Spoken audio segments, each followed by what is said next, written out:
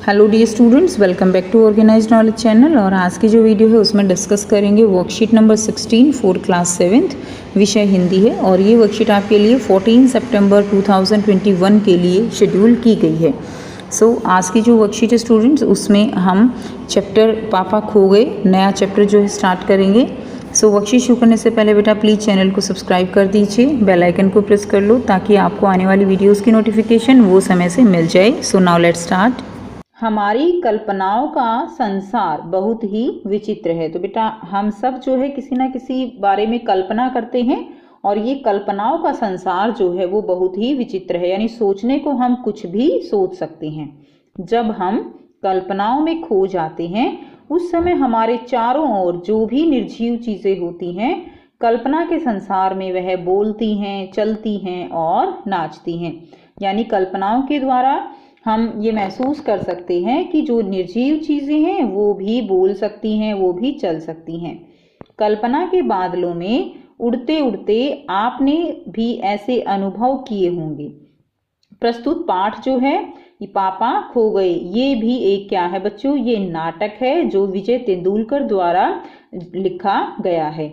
वो भी फैंटेसी यानी कि काल्पनिक घटना। तो ये नाटक जो है वो क्या है, ये एक काल्पनिक घटना है जहां बिजली का खंबा, पेड़, लेटर बॉक्स, कौआ आपस में बातें करते हैं। तो यहाँ पे ये जो पात्र जो है इनके नाम दिए गए हैं कि बिजली का खंबा वो इस नाटक में एक पात्र है, कैरेक्टर है, पेड़ है, लेटर बॉक्स है और कौआ है। ठीक है, इसमें जो बिजली का खंबा है, लेटर बॉक्स है, ये सब निर्जीव चीजें हैं जिनका सजीव के रूप में उनको दर्शाया गया है।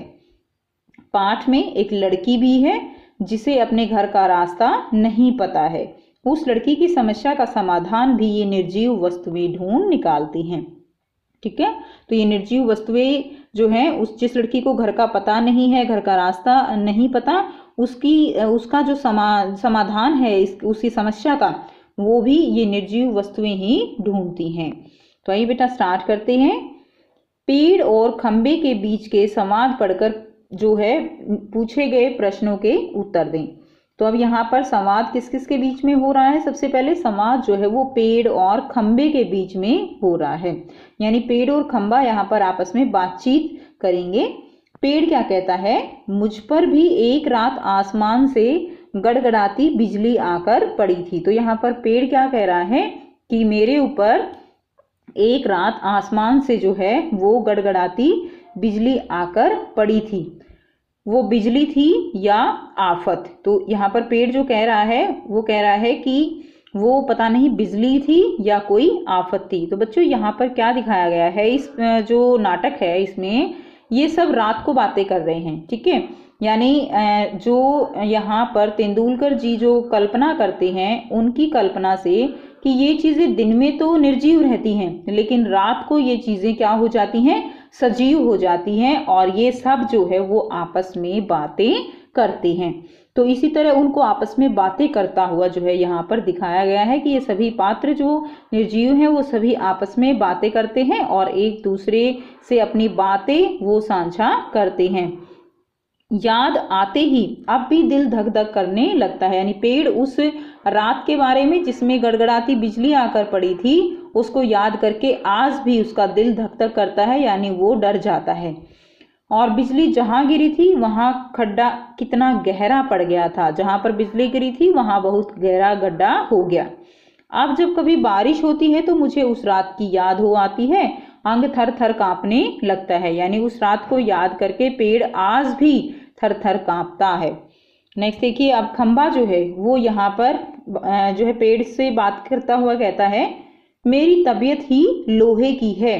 तो खंबा क्या कहता है कि जो मेरी तबीयत है, यानी खंबा किसका बना हुआ है, खंबा लोहे का बना हुआ है, इसलिए खंबा यहाँ पर कहता है कि मेरी तबीयत ही लोहे की है, जो मैं बीमार नहीं पड़ता, वरना कोई भी इस तरह बारिश ठंडी धूप में खड़ा रहे तो जरूर बीमार पड़ जाएगा। तो यहाँ खंबा जो है वो कहता है कि मेरी जो तबीयत है वो लोहे की है इसलिए मैं बीमार नहीं पड़ता, लेकिन वरना ऐसा कोई भी नहीं होगा जो मेरी तरह बारिश में भी ठंड हो चाहे धूप हो वो इस तरह से खड़ा रहे और बीमार ना पड़े। पड़ जाएगा या नहीं। तो वो इस तरह से पेड़ से बात करते हुए पूछता भी है कि पड़ेगा या नहीं पड़ेगा बीमार। कितने दिन बीत गए, कितनी रातें बीत गई, लेकिन मैं बराबर इसी तरह खड़ा हूँ। खंबा कहता है कि कितने दिन ही बीत गए, कितनी रातें बीती, लेकिन मैं लगातार इसी तरह जो है एक ही जगह पर खड़ा हुआ हूँ। अब बेटा यहाँ पर कुछ प्रश्न दिए गए हैं, इनको हम सॉल्व करेंगे। प्रश्न 1 है, किसे याद कर पेड़ का दिल धक धक करने लगता है।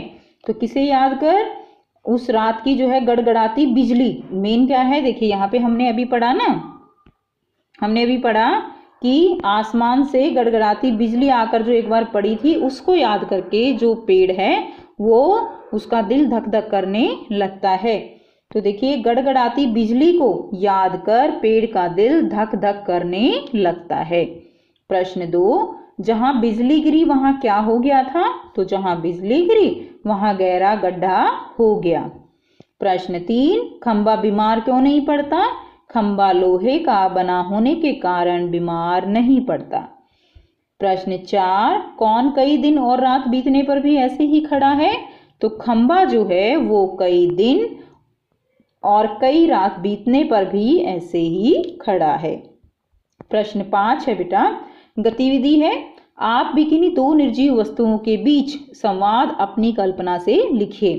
तो बेटा आपको किन्हीं भी दो निर्जीव चीजों के बीच जो है अपनी कल्पना से संवाद जो है वो लिखना है। जैसे आप पेन या जो पुस्तक है उसके संवाद के बारे में लिख सकते हो कि वो दोनों अगर आपस में बात करेंगे तो कैसे करेंगे, ठीक है। या आप जो है पेन या पेंसिल की बात लिख सकते हो। कोई भी बहुत सारे उदाहरण हैं जो आप यहाँ पर लिख सकते हो। तो एक जो है उदाहरण के तौर पर मैं आपको बता रही हूँ कि किस तरह से आप इसका आंसर लिख सकते हैं। सो यहाँ पर बेटा 5th जो हमारी गतिविधि है उसको आप इस तरह से लिख सकते हो। यहाँ पर चौक और ब्लैक बोर्ड के बीच में संवाद दिखाया गया है। चौक जो है वो क्या कहता है, मेरा रंग इतना गोरा चिट्टा है, मुझे तुम्हारे ऊपर चलना अच्छा नहीं लगता क्योंकि तुम बहुत काले हो। तो ये चौक कह रहा है किसको, ब्लैक बोर्ड को, कि मेरा रंग तो बहुत गोरा चिट्टा है, मुझे तुम्हारे ऊपर चलना अच्छा नहीं लगता तुम्हारे काले रंग के कारण। फिर ब्लैक बोर्ड कहता है मैं काला अवश्य हूँ परंतु मेरे बिना तुम्हारी कोई कद्र ही नहीं है। क्योंकि यदि ब्लैक बोर्ड काला ना हो तो चौक जो है वो लिखा ही नहीं जाएगा, दिखेगा नहीं, यानी उसकी कोई फिर कद्र नहीं होगी। फिर चौक कहता है यह ठीक है, तुम्हारे बिना मेरी कद्र नहीं है। फिर ब्लैक बोर्ड उसको कहता है इसलिए किसी को उसके रंग से नहीं उसके गुणों से पहचाना जाना चाहिए।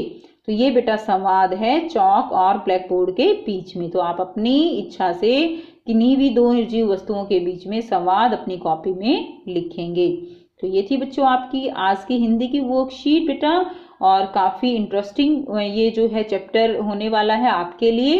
इसको आप चाहें तो पहले ही अपनी एनसीईआरटी बुक से भी पढ़ सकते हैं। वीडियो अच्छी लगी तो लाइक शेयर जरूर कर दीजिए, चैनल को सब्सक्राइब कर लीजिए and thanks for watching, have a nice day.